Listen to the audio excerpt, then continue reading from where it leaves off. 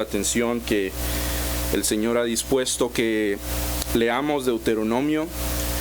Justo en la muerte de Moisés, el sucesor de Moisés fue Josué, y hoy vamos a estar viendo una narrativa dentro del libro de Josué. Acompáñenme pues, hermanos, a abrir sus Biblias en Josué capítulo número 5. Voy a leer el capítulo entero, pero vamos a estar concentrándonos en los últimos 3 versículos, el 13 al 15. Esa va a ser la base de nuestro sermón. Pero les pido que me sigan diligentemente con su vista mientras leo Josué capítulo número 5. Dice así la palabra del Señor. Cuando todos los reyes de los amorreos que estaban al otro lado del Jordán, al occidente, y todos los reyes de los cananeos que estaban cerca del mar, oyeron cómo Jehová había secado las aguas del Jordán delante de los hijos de Israel, hasta que hubieron pasado, desfalleció su corazón, y no hubo más aliento en ellos delante de los hijos de Israel. En aquel tiempo Jehová dijo a Josué: hazte cuchillos afilados, y vuelve a circuncidar la segunda vez a los hijos de Israel. Y Josué se hizo cuchillos afilados, y circuncidó a los hijos de Israel en el collado de Aralot. Esta es la causa por la cual Josué los circuncidó. Todo el pueblo que había salido de Egipto, los varones, todos los hombres de guerra, habían muerto en el desierto por el camino, después que salieron de Egipto. Pues todos los del pueblo que habían salido estaban circuncidados, mas todo el pueblo que había nacido en el desierto por el camino, después que hubieron salido de Egipto, no estaba circuncidado. Porque los hijos de Israel anduvieron por el desierto 40 años, hasta que todos los hombres de guerra que habían salido de Egipto fueron consumidos, por cuanto no obedecieron a la voz de Jehová. Por lo cual Jehová les juró que no les dejaría ver la tierra de la cual Jehová había jurado a sus padres que nos la daría, tierra que fluye leche y miel. A los hijos de ellos, que él había hecho suceder en su lugar, Josué los circuncidó, pues eran incircuncisos, porque no habían sido circuncidados por el camino. Y cuando acabaron de circuncidar a toda la gente, se quedaron en el mismo lugar en el campamento hasta que sanaron.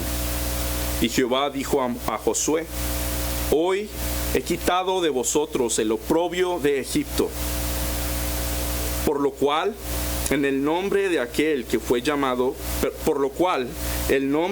lugar fue llamado Gilgal hasta hoy. Y los hijos de Israel acamparon en Gilgal y celebraron la Pascua a los 14 días del mes por la tarde en los llanos de Jericó. Al otro día de la Pascua comieron del fruto de la tierra, los panes sin levadura, y en el mismo día espigas nuevas tostadas. Y el maná cesó el día siguiente desde que comenzaron a comer del fruto de la tierra, y los hijos de Israel nunca más tuvieron maná, sino que comieron de los frutos de la tierra de Canaán aquel año. Versículo 13. Estando Josué cerca de Jericó, alzó sus ojos y vio un varón que estaba delante de él, el cual tenía una espada desenvainada en su mano. Y Josué, yendo hacia él, le dijo: ¿eres tú de los nuestros o de nuestros enemigos? Él respondió: no, mas como príncipe del ejército de Jehová he venido ahora. Entonces Josué, postrándose sobre su rostro en tierra, le adoró y le dijo: ¿qué dice mi señor a su siervo? Y el príncipe del ejército de Jehová respondió a Josué: quita el calzado de tus pies, porque el lugar donde estás es santo. Y Josué así lo hizo. Inclinemos nuestros rostros y vamos al Señor buscándolo en oración. Señor de los cielos y de la tierra, gracias, Padre, porque a ti te ha placido redimirnos. Te ha placido escogernos desde antes de la fundación de este mundo. Señor, y lo cierto es de que somos indignos de ser llamados tus hijos. Pero a ti, Señor, te ha placido. Gloria sea a ti, Señor, a ti, el Dios Trino. Y permítenos en esta tarde contemplar a nuestro Señor Jesucristo, aquí en esta misma historia de Josué. Contemplar cómo el Josué menor vio a ese Josué mayor, a tu Hijo Jesucristo. Y ayúdanos entonces a imitar también, Señor, la postura que Josué tomó, postrarnos ante tus pies y adorarte, porque tú eres el príncipe de tu pueblo. Sé con nosotros en esta tarde, sé conmigo como expositor, sé con mis hermanos como oidores, que seamos todos prontos para oír y tardos para hablar, pero prontos para humillarnos ante tu presencia. En el nombre de Cristo Jesús. Amén.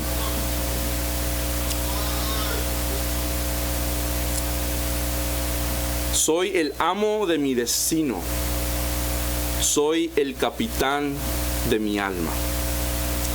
Así dijo una vez un profeta llamado William Henley, un poeta británico del siglo XIX. Y estas frases que pronuncié son las últimas frases de uno de sus poemas más famosos. Para este hombre, para este poeta, no había otra persona que estuviera a cargo de su destino. No había persona quien guiara su ser interior, su alma.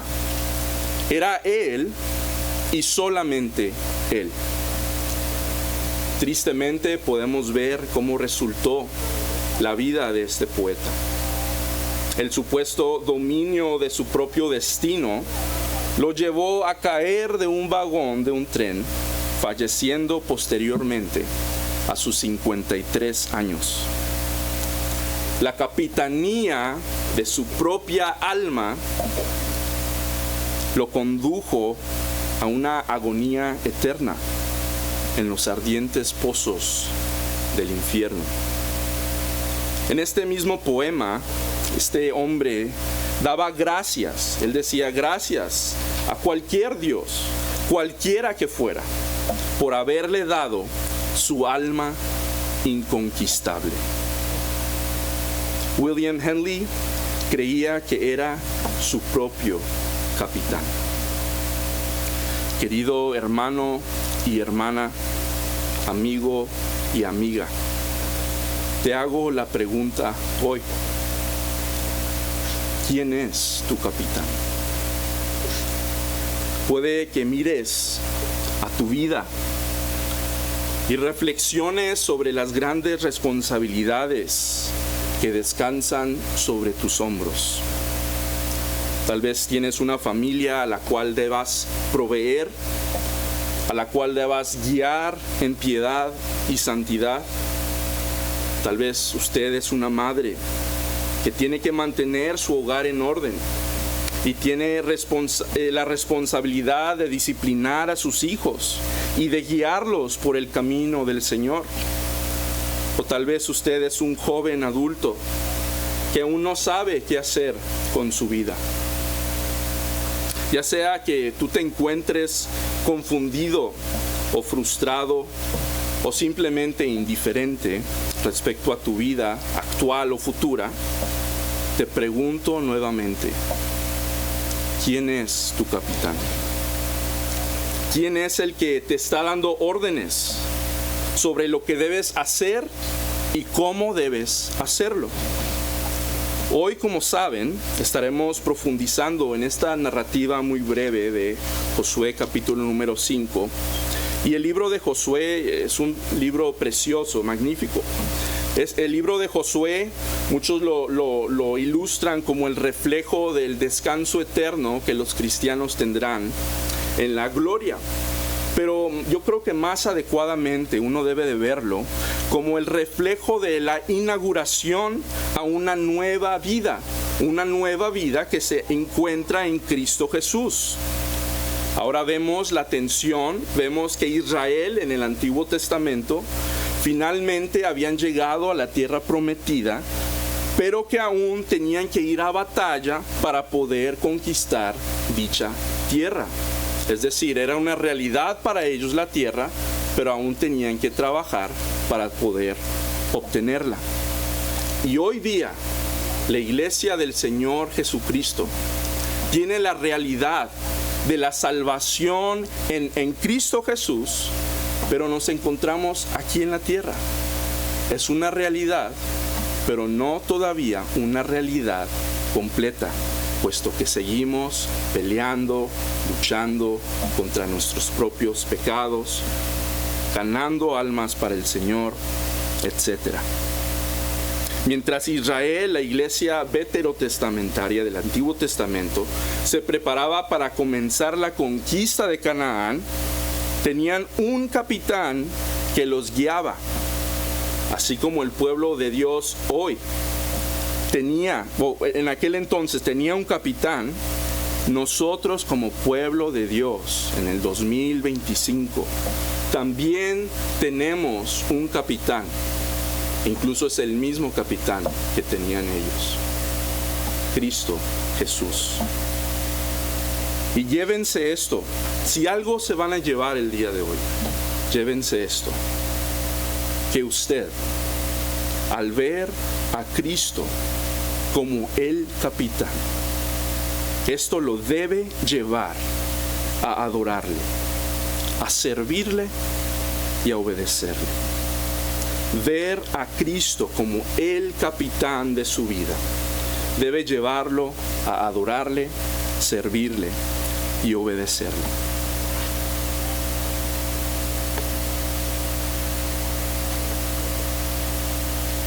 En nuestra narrativa, hermanos, encontramos que Josué está junto a Jericó.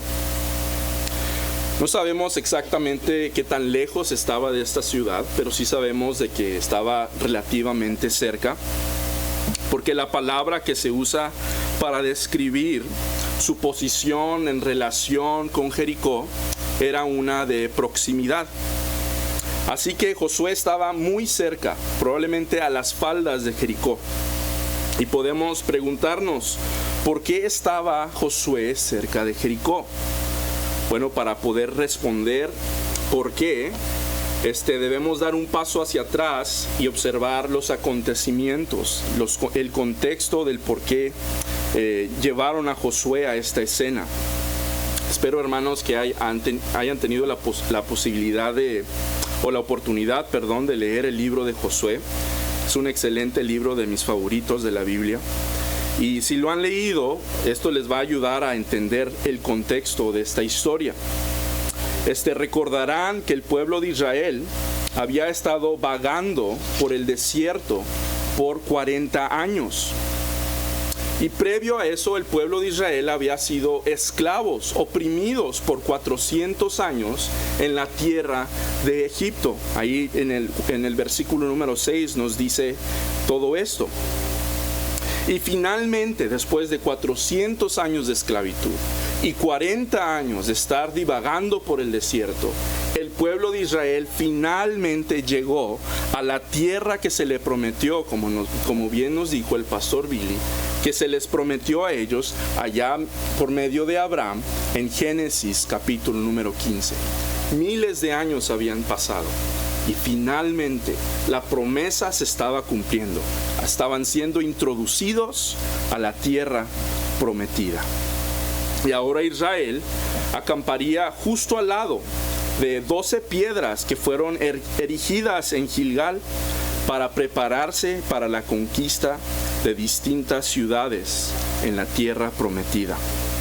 Al principio de este capítulo podemos ver que el pacto entre Israel y Dios fue ratificado mediante la circuncisión de todos los varones y la celebración de la Pascua. Así llegamos a nuestra escena, a nuestro pasaje, y vemos que Josué se encuentra entonces a las afueras de Jericó, la primer ciudad que iba el pueblo de Israel a conquistar. Ahora debemos tener en cuenta, hermanos, que Josué, él era el líder del pueblo de Dios. Era un hombre que estaba contemplando, él como hombre de Dios, una nueva vida. Él veía esta tierra y decía, bueno, esta es nuestra nueva vida. Una nueva vida la cual requeriría guerra, requeriría luchas y batallas. Ahora recordemos que Israel no era un pueblo militante. No tenían gran experiencia en guerra. Habían sido esclavos nuevamente 400 años, nómadas por 40 años. No tenían tácticas militares, no tenían grandes armas balísticas.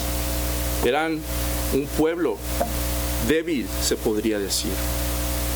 Y Josué, como líder de este pueblo, sabía esto. Pero ahí estaba, al pie de la primera ciudad que conquistarían, Jericó. Estaba contemplando esta gran ciudad, contemplando esos muros impenetrables que resguardaban a esta ciudad. Contemplaba la severidad y la magnitud de esta nueva vida. No solamente lo que implicaría físicamente para el pueblo al ir a guerra, también tendría este pueblo que mantenerse puro, evitando participar de las actividades y de los pecados de las naciones paganas.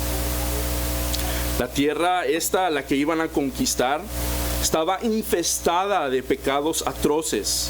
Por ejemplo, Jericó, siendo esta la primera ciudad, practicaban, puede usted leer de esto allá en Levítico 18, practicaban la bestialidad, sacrificaban a sus hijos y adoraban a muchos dioses. Y Josué, al pie de esta ciudad, preguntándose, ¿cómo podré conquistarla? Lo cierto es de que Josué no estaba ahí por casualidad. Josué estaba cumpliendo el rol que Dios le había dado y estaba contemplando la gran tarea que se le había encomendado. Y tal vez nosotros, hermanos, usted y yo, contemplamos las grandes responsabilidades que el Señor ha puesto en nuestras vidas y las contemplamos con gran temor y gran temblor. Si hacemos un recorrido de lo que sucedió en los primeros 4 capítulos de Josué, vemos que las responsabilidades que Dios había encomendado al pueblo de Dios eran, pues 1, conquistar a las naciones en el nombre de Jehová. Ahora la iglesia de hoy día. ¿Acaso usted y yo como iglesia no tenemos la responsabilidad, como nos lo dice el libro de los Hechos, de conquistar a las naciones con el evangelio de Jesucristo? El pueblo de Israel debía mantenerse puro y santo en medio de un mundo pagano y hacer guerra en contra del pecado. No es lo mismo para nosotros. ¿Acaso como iglesia no vivimos en un mundo oscuro, pagano e idólatra? El pueblo de Israel, puede usted leer, tenía la responsabilidad de criar a hijos piadosamente, recordándoles las maravillas de Jehová. Como iglesia, como padres, no tenemos esta misma tarea también. Ahora, una nueva vida en Jesús, la vida de la iglesia, no es una vida sin responsabilidades. Sí, el Señor nos ha salvado. Sí, la obra de la salvación del Señor es monergista. Él y solamente Él la ha cumplido. y hemos sido introducidos a una nueva vida. Y sí, quien nos da esta nueva vida es Él, pero también debemos entender que así como nos da una nueva vida, así Él nos da responsabilidades. Él, como capitán, nos encomienda tareas, las cuales no debemos desechar. Hebreos 2:10 nos dice: porque convenía a aquel, a Cristo, por cuya causa son todas las cosas, y por quien todas las cosas subsisten, quien habiendo de llevar muchos hijos a la gloria, perfeccionase por aflicciones al autor, podríamos traducir, al capitán de la salvación de ellos. Puedes contemplar, hermano, las responsabilidades que el Señor te ha encomendado. Sí, responsabilidades de trabajo. Sí, responsabilidades en cuanto a la ley. Sí, responsabilidades naturales como hombre, como mujer. Pero también las responsabilidades espirituales. Y te preguntas, contemplas esos grandes muros. Ves la magnitud y la extensión de la tarea que está delante de ti. Y te preguntas, ¿acaso depende de mí para cumplirlo? ¿Soy yo el capitán? Bueno, lo cierto es, y una vez les doy la respuesta, hermanos, tú no eres el capitán. Tú no eres el capitán.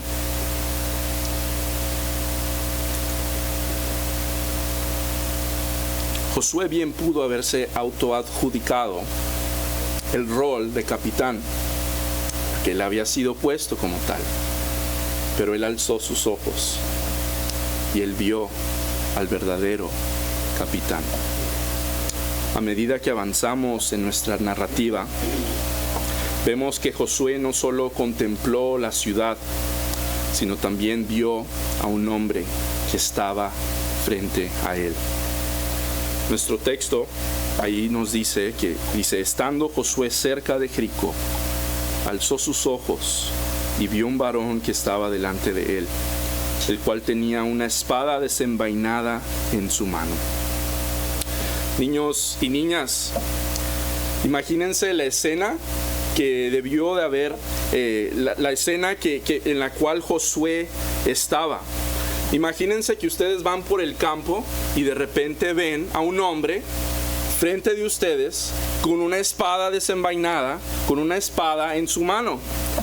Yo creo que cada uno de nosotros tendría demasiado miedo, una escena sumamente impactante. Bueno, es evidente que el hombre que se le apareció a Josué vino con una postura de determinación, una postura de firmeza. Este hombre no estaba solamente, el hombre que se le apareció a Josué no estaba solamente caminando por el campo pateando una piedra. No, él se le puso enfrente de Josué, de pie, tenía una espada y esta espada la tenía en su mano. Ahora no sabemos, el texto no nos dice si Josué se sintió intimidado o con miedo, pero lo que sí vemos es que Josué se acercó a este hombre. Al acercarse a este hombre que estaba frente a él, Josué le hizo una pregunta muy peculiar y le dijo: ¿eres de los nuestros o de los enemigos? En ese momento, Josué no se había dado cuenta con quién él estaba hablando. Solo quería saber si este hombre era un amigo o un adversario. Quería saber si su lealtad era hacia el pueblo de Israel o si su lealtad era hacia el pueblo del adversario. ¿Eres de los nuestros o de nuestros enemigos? Ahora analicemos la respuesta que este hombre le dio a Josué. Él no responde directamente a su pregunta. Él no le dije: no, yo estoy contigo, Josué, no te preocupes. Tampoco le dijo: no, Josué, ¿sabes qué? Yo estoy con el enemigo. Este hombre le dice: no, mas como príncipe del ejército de Jehová, he venido ahora. Póngase a pensar en esta respuesta, una respuesta fascinante. Este príncipe, y alego que una mejor traducción sería capitán, este capitán no estaba interesado en favorecer a un lado o a otro. No había venido a tomar partido como si uno fuera mejor que el otro. Este hombre venía como el comandante, como el capitán de los ejércitos del Señor. Este hombre venía a liderar a su pueblo, no para la gloria de un pueblo, para la gloria del Dios Trino. Ahora decir el príncipe del ejército de Jehová, o el comandante, o el capitán, como usted quiera ponerlo, este es lenguaje militar, ¿sí? Este hombre estaba diciendo que él es quien lidera las tropas del Señor, el ejército de Jehová. Esta es una referencia en muchas ocasiones a los seres celestiales, pero no solamente a eso, sino al pueblo de Dios, al pueblo pactual de Dios. Ninguna otra persona, escúchenme bien, hermano, ninguna persona podría ser este capitán del pueblo de Dios, sino el Señor Jesucristo mismo. Esto quiere decir que aunque Cristo era el comandante en jefe, no era simplemente alguien que daba órdenes desde lo alto como líder. Él se presenta, como nos dice el versículo 13. Se presenta con su espada en su mano. Es Cristo, hermanos. Es Cristo quien lucha, quien milita, estando al frente de su pueblo, mientras ellos batallan y avanzan, proclamando su santo nombre. Y creo que por 16 años ustedes pueden atestiguar que es Cristo Jesús quien va al frente de Iglesia Bíblica de la Gracia. Es Jesucristo. Este era Cristo apareciéndose a Josué en forma preencarnada. Los teólogos saben que les gustan hacer palabras muy sofisticadas. Los teólogos lo llaman una cristofanía. Es decir, es una manifestación de Jesucristo antes de su encarnación. Algunas personas han intentado argumentar de que pues no era el Señor Jesucristo, era simplemente un ángel. Pero imposible que esto fuese, hermanos. Imposible. Porque si no, la Biblia misma se estaría contradiciendo. La Biblia nos dice que ningún ser puede ser adorado más que Dios mismo. Y aquí vemos a Josué adorando a este hombre frente a él. Pueden recordar la historia allá en Apocalipsis capítulo número 22, cuando se le presenta una visión a Juan.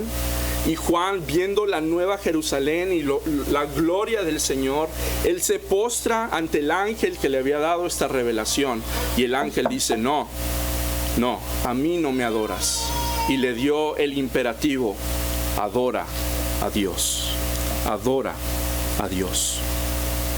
Así que efectivamente, poco después Josué, de que él se diera cuenta que quién era el hombre frente a él, él no podía aguantarse.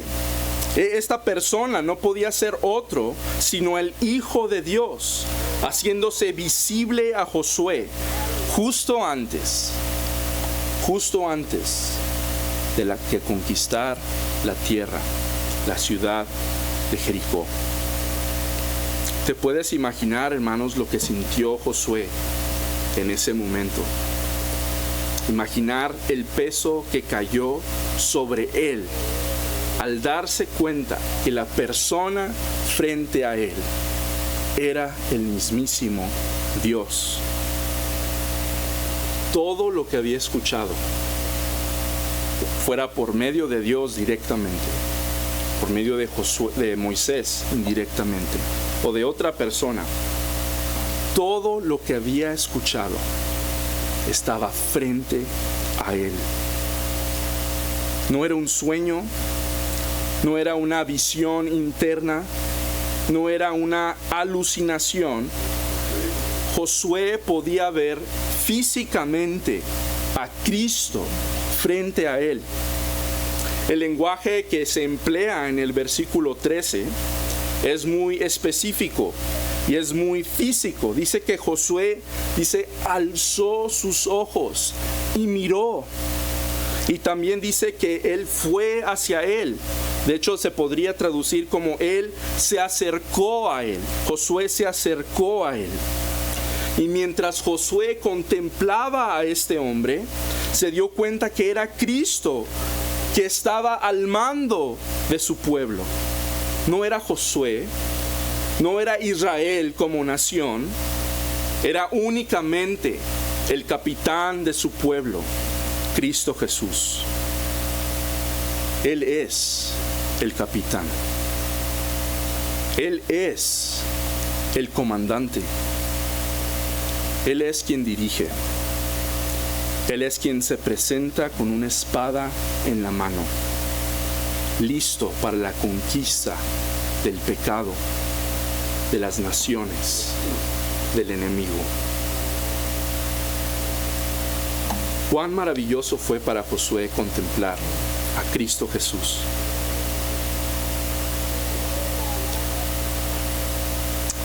Pero hermano, hermana, te comunico que nosotros también debemos quedar asombrados al contemplar a Jesucristo. Les hago la pregunta a los niños. Niños, ¿ustedes sabían que ustedes también pueden ver y contemplar a Cristo Jesús? Tal vez se hagan la pregunta: Señor, hermano, ¿cómo yo voy a ver a Cristo? ¿Cómo voy a ver a Jesús? Bueno, la respuesta es de hecho muy simple. Y les voy a decir de que ustedes no lo van a ver como Josué lo vio. No lo van a ver, al menos no por ahora, con sus propios ojos. Esto es hasta que Él regrese para llevarnos. Ahora les voy a decir cómo nosotros vemos a Cristo Jesús en el 2025. La única manera en que podemos ver a Cristo, la única manera que podemos ver a Cristo es por medio de sus santas escrituras, por medio de la Biblia. Así de sencillo. De hecho, el Nuevo Testamento llama a Cristo el Logos, la palabra. Y si volteamos a ver a la palabra, a la Biblia, vemos a ese mismo capitán que se le apareció a Josué a las faldas de Jericó. Nosotros contemplamos a Cristo. Incluso me atrevería a decir que contemplamos a Cristo de una manera aún superior a la cual Josué vio a Cristo. No porque Cristo sea cualitativamente superior al Cristo de Josué, por así decirlo, sino más bien porque nuestra percepción es mayor a la percepción que Josué tenía. La información que nosotros tenemos de Cristo es aún mayor a la información que Josué tenía sobre Cristo. Nosotros ahora sabemos más. Aun que Josué veía a ese Cristo, usted y yo sabemos más de ese Cristo de lo que Josué sabía. Vemos más de Cristo en las Escrituras de lo que Josué pudo ver físicamente. Sí, Josué lo vio con sus propios ojos, pero su conocimiento estaba aún velado, nublado se podría decir, en comparación con lo que ahora nosotros conocemos. Dice allá Hebreos capítulo 1, una carta, un sermón excelente acerca de Cristo como mediador. Y dice: Dios, habiendo hablado muchas veces y de muchas maneras en otro tiempo a los padres por los profetas, en estos postreros días nos ha hablado por el Hijo, a quien constituyó heredero de todo, y por quien asimismo el universo, el cual siendo el resplandor de su gloria y la imagen misma de su sustancia, y quien sustenta todas las cosas con la palabra de su poder, habiendo efectuado la purificación de nuestros pecados por medio de sí mismo, se sentó a la diestra de la majestad en las alturas. Este es Cristo. Y nosotros podemos contemplar al Cristo que ha llevado a cabo la gran obra de redención. Él ha luchado y ha logrado el perdón de nuestros pecados y la provisión de la vida eterna. Este es el Cristo, hermanos, que tiene una espada desenvainada. Ahora, no es de extrañarse que los hebreos, que allá en Hebreos, llamaran a Cristo como el capitán de nuestra salvación. ¿Por qué? Porque Él es ese capitán. Él es ese comandante. Se nos ha dado más luz sobre nuestro amado Jesucristo. Se nos ha dado más revelación. Y no solo podemos verlo con una espada desenvainada, sino también vemos y damos testimonio de sus obras gloriosas y poderosas. Contemplamos a este Cristo, al poderoso Cristo, que se hizo carne, naciendo de una virgen. Contemplamos a este poderoso Cristo que vivió una vida perfecta, sin pecados, entre pecadores, haciéndose aún a sí mismo santo. Lo que conocemos como su obediencia activa. Contemplamos a este poderoso Cristo que fue obediente hacia su Padre Celestial, llevando la cruz del Calvario con pasión, siendo clavado en ella y entregando su último aliento mientras su vida física se desvanecía. Su obediencia pasiva, y contemplamos a este poderosísimo Cristo que venció la muerte, venció el pecado, venció al enemigo, resucitando de entre los muertos. Y contemplamos en las Escrituras a este mismo Cristo que vendrá por su iglesia militante, por usted y por mí, inaugurando y creando nuevos cielos y nueva tierra, para que seamos todos la iglesia triunfante en gloria. Es el Cristo que usted y yo vemos en las Escrituras. Es el Cristo que va frente a esta misma iglesia. Y al contemplar a este Cristo poderoso, no debemos olvidar que porque Él es el mismo de ayer, de hoy y por los siglos, este capitán guerrero continúa peleando, guiando y dirigiendo y estando presente mediante su Espíritu con su iglesia, mientras lo proclamamos en nuestros hogares y también cuando salimos al mundo a conquistar a las naciones con el santo evangelio de Jesucristo. Hermanos, la presencia del Señor Jesucristo está presente aquí. Amén. Y al salir de aquí, la presencia de Jesucristo está presente. Amén. Mediante su Espíritu. Y esto es como iglesia, de manera corporativa, pero también es cierto para cada uno de nosotros. para cada creyente de la iglesia del Señor Jesucristo. El Señor Jesucristo va delante de usted, padre o madre, que predica el Evangelio a su hijo, inconverso y rebelde. Ese Cristo con espada desenvainada va enfrente de aquella madre que está de rodillas, tal vez en la hora de la madrugada, rogando por el alma de su hijo o de su hija. Es cierto para los hijos, nuestros hijos, a los jóvenes, los niños, que tienen que ir a escuelas donde quizás sean testigos de una maldad abrumadora y extensa. Hermanos, ese Cristo va delante de nuestros hijos también. Es cierto para todos nosotros que batallamos con el pecado. Nos duele pecar, amamos al Señor, queremos deshacernos de nuestro pecado. Nosotros vencemos el pecado. ¿Quién va delante de nosotros?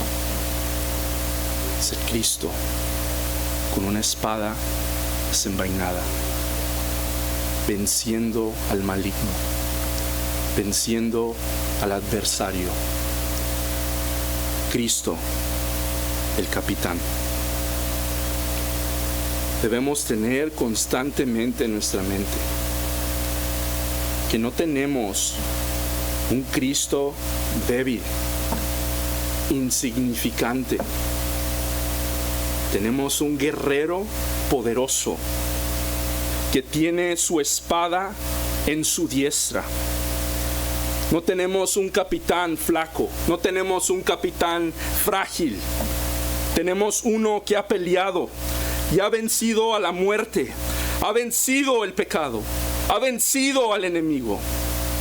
Ese es el capitán que usted y yo tenemos. Tenemos uno que fue hasta lo sumo, derramando su sangre carmesí para tomarnos, redimirnos y comprarnos. Podemos verdaderamente, hermanos, genuinamente, desde nuestra alma, hacer eco a lo que dice el Salmos 46:7. Jehová de los ejércitos está con nosotros. Nuestro refugio es el Dios de Jacob. Esto es verdad para aquellos que tienen a Cristo como su capitán. Ahora, ¿qué pasa? ¿Qué pasa si Cristo no es su capitán? Hazte la pregunta, los que tienen a Cristo como su capitán, tienen todas estas realidades. ¿Qué pasa si yo no tengo a Cristo como mi capitán? ¿Qué pasa si Él no es el capitán de mi salvación? Bueno, lo que te quiero decir es de que no estás sin capitán. Si tú quieres un capitán, te voy a decir, tú tienes un capitán. Allá en Efesios capítulo número 2, dice que aquellos que no están en Cristo, aquellos que no tienen a Cristo como su capitán, viven sus vidas conforme a otro capitán. Dice al príncipe, al capitán de la potestad del aire. Ahora, ¿quién es el príncipe de la potestad del aire? Este otro príncipe es Satanás. Déjame decirte, amigo o amiga, que si Cristo no es tu capitán, Satanás es tu capitán. Yo no lo digo, las Escrituras lo dicen. Si Cristo no es tu comandante, Satanás es tu comandante. Ahora vean la diferencia. Cristo es el capitán de la salvación, pero Satanás es el capitán de la condenación. Cristo es comandante hacia la santidad y Satanás es el comandante hacia la pecaminosidad. Ahora, ¿qué vas a hacer? Cristo no es mi capitán. ¿Qué voy a hacer? ¿Qué hizo Josué? Alzó sus ojos y vio el capitán. Contempla a Cristo. Contempla a Cristo, al Cristo de las Escrituras. Abrázalo. Confiésalo por la salvación de tu alma. Arrepiéntete de tus pecados y voltea a ver a ese Cristo que ha muerto por esos mismos pecados que tú has cometido. Arrepiéntete y cree en el capitán de la salvación, Jesucristo. Como hijos de Dios, como poseedores de un capitán, ¿cómo debemos responder a estas verdades? Imagínense, niños, si ustedes vieran a una persona así. Imagínate encontrarse cara a cara con esta persona. ¿Tú qué harías como niño? ¿Tú qué harías como hombre, como mujer? Bueno, en nuestra historia tenemos una respuesta doble de parte de Josué. Una respuesta de dos partes. Tenemos una respuesta de adoración y una respuesta de obediencia. Es una respuesta con dos elementos. Es decir, esta misma respuesta no se puede dar, arrancar una parte de la otra como si Josué quisiera hacerlo. No, es una respuesta con dos partes: adoración y obediencia. Ahora quiero que noten, hermanos, la diferencia entre su acercamiento inicial a Cristo de Josué y luego esto antes de reconocer que era Dios mismo, y luego su postura final en este pasaje. Al principio, cuando Josué notó a Jesús de pie frente a él se acercó. Nuestro texto dice que Josué fue hacia él. Josué se acercó a él, lo hizo como lo haría con cualquier otro hombre. Sin embargo, después de que se dio cuenta quién era él, su postura cambió una de determinación a una de humildad. De hecho, nuestro texto nos dice: y Josué, postrándose sobre su rostro en tierra, le adoró. Josué fue pronto para adorar.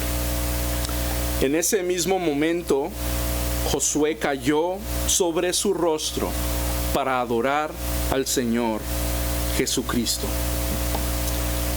La revelación de esta verdad, la revelación de que Cristo es su poderoso y nuestro poderoso capitán guiando a su pueblo, debe ser una que nos lleve a adorarle. Debe ser una que nos lleve a adorarle. Pueden ustedes ver que ambos verbos que se utilizan para describir lo que Josué hizo en el versículo 14 son muy gráficos e ilustrativos. Ambos presentan una postración.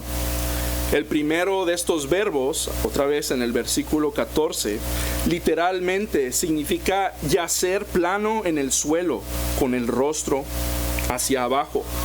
Y el segundo verbo tiene el significado de inclinarse con reverencia. Cuando Josué entendió que Cristo estaba allí con él en batalla, la única reacción que pudo haber tenido fue postrarse y adorarle. ¿Cuánto más, amada iglesia, cuánto más debemos caer postrados sobre nuestros rostros en plena y ferviente adoración por el conocimiento que tenemos nosotros de Cristo? Después de darnos cuenta de que es Cristo quien está enfrente de nosotros, siendo el capitán de nuestra salvación, como lo dice el Nuevo Testamento, y guiándonos en la nueva vida que se nos ha dado.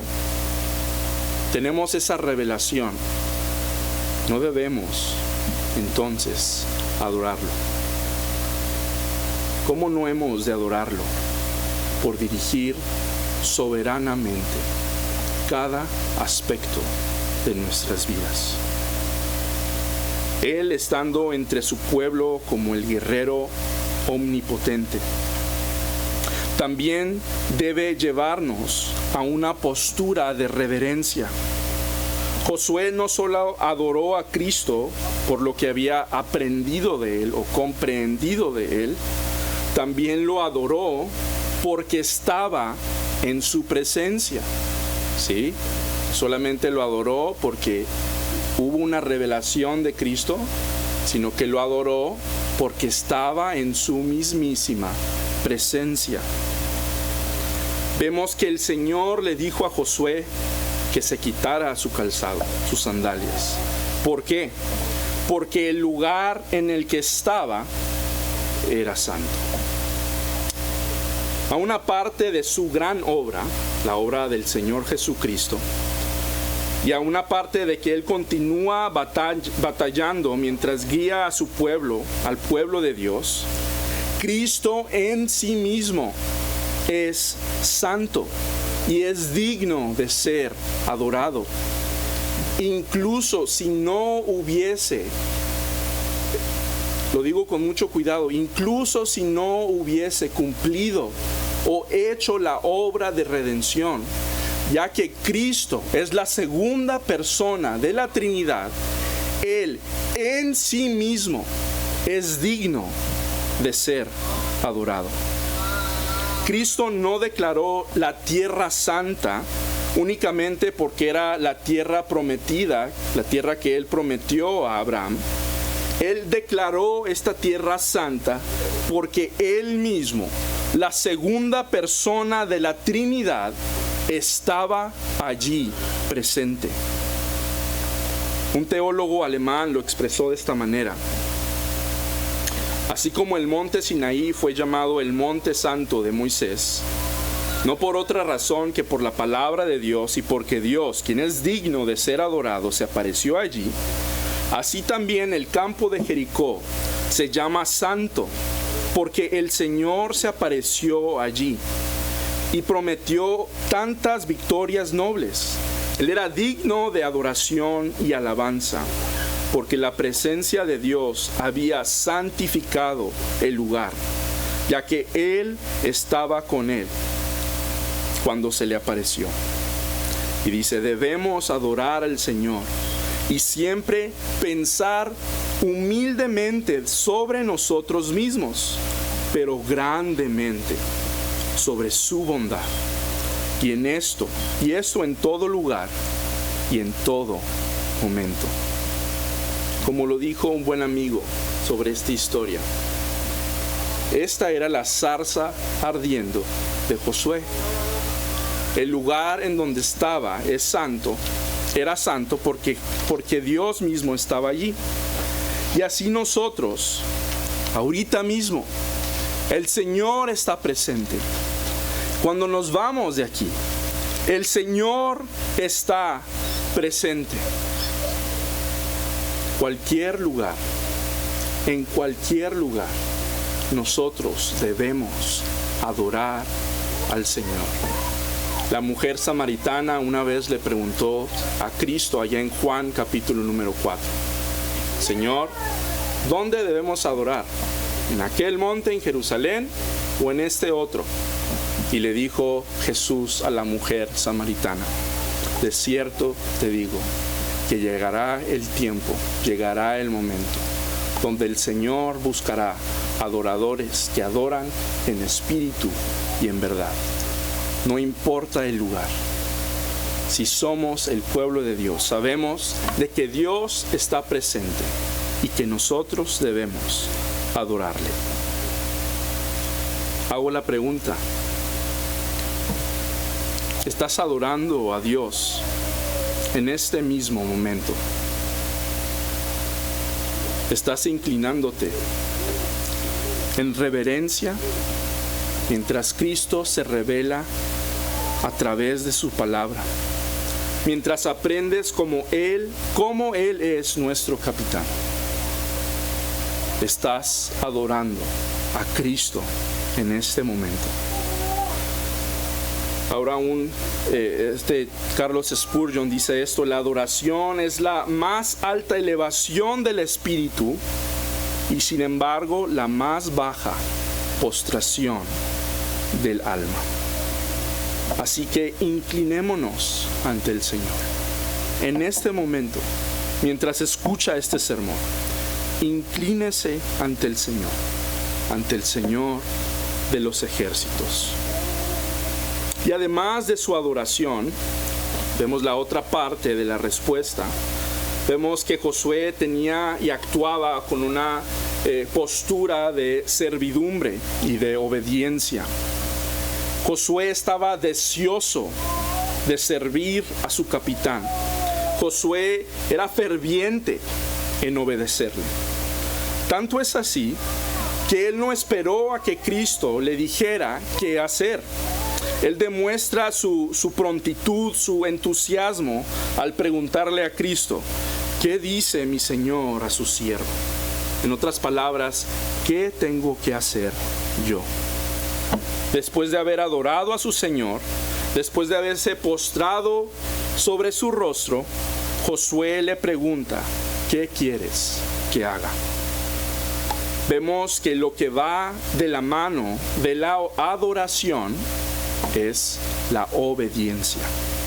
La obediencia va de la mano de la adoración.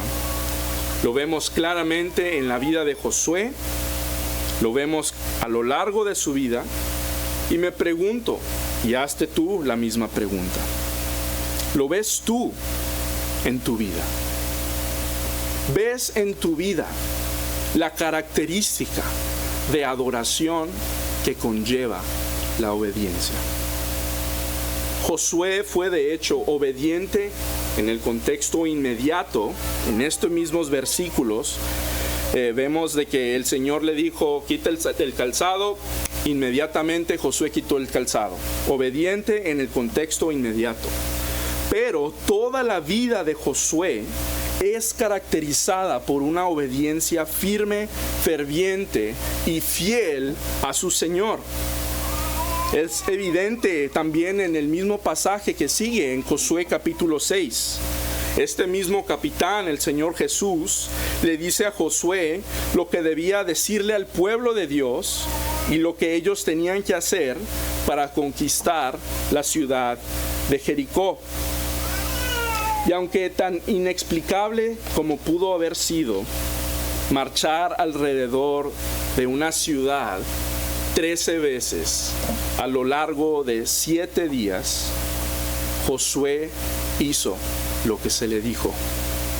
Él confió en el liderazgo, la guía y los mandatos de su Señor para cumplir con la misión, con las responsabilidades que se le encomendaron. Ahora usted y yo, ¿cuánto estamos obedeciendo al Señor?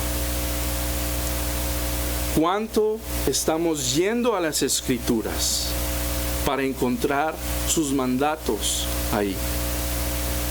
¿Estamos obedeciendo lo que nos manda? ¿Cómo estamos entonces sirviendo al Señor? Teniendo en mente el tema de conquistar, ¿no? Israel conquistaba a este pueblo. Nosotros conquistamos, la iglesia neotestamentaria conquista mediante el Evangelio, un tema encontrado en Josué. ¿Cómo ustedes están proclamando el Evangelio. Incluso a nuestros propios hijos. Predicamos el Evangelio a nuestros hijos. Otra vez, un tema que se ve en Josué es guardarse del pecado. Niños y jóvenes saben que deben ser luz en este mundo oscuro y lleno de maligno. Ustedes están dando testimonio de aquel Dios de luz. Estamos obedeciendo a Dios. Estamos siendo fervientes en nuestra obediencia.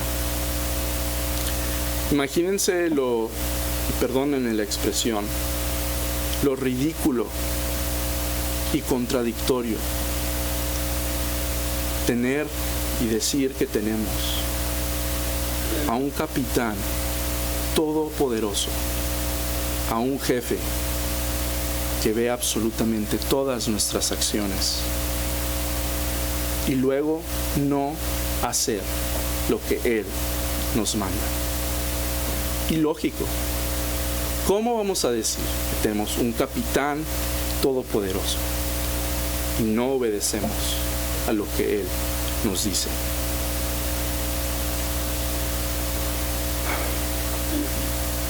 Debemos reconocer la grandeza, el poder del Señor. Debemos desechar el ser indiferentes a lo que Él nos exige. Somos su pueblo, sí, pero pone sobre nosotros responsabilidades.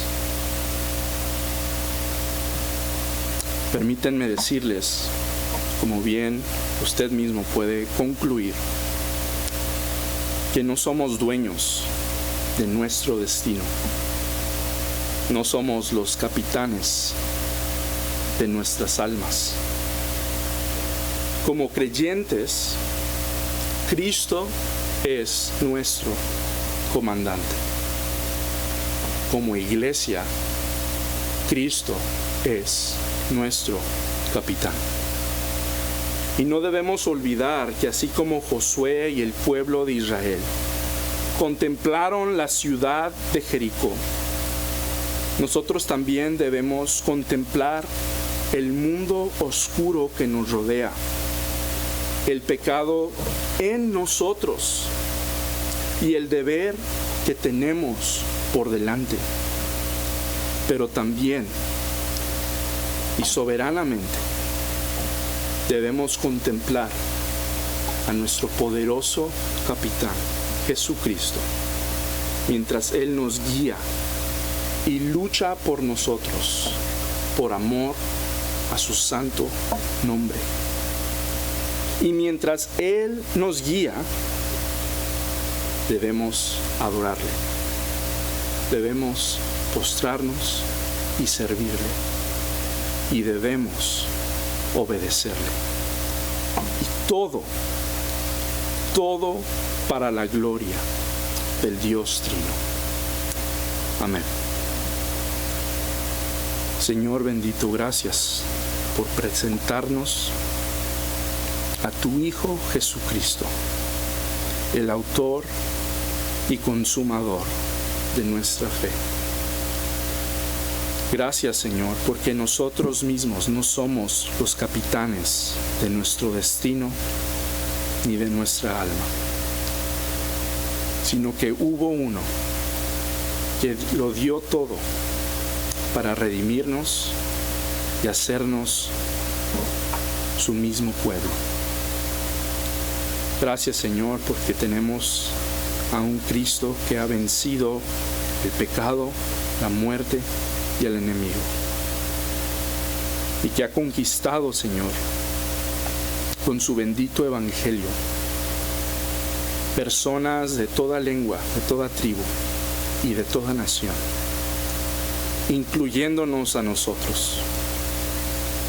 Y 2000 años después, continuar diciendo de que tú vas al frente de tu amada iglesia, como fuiste al frente del pueblo de Israel,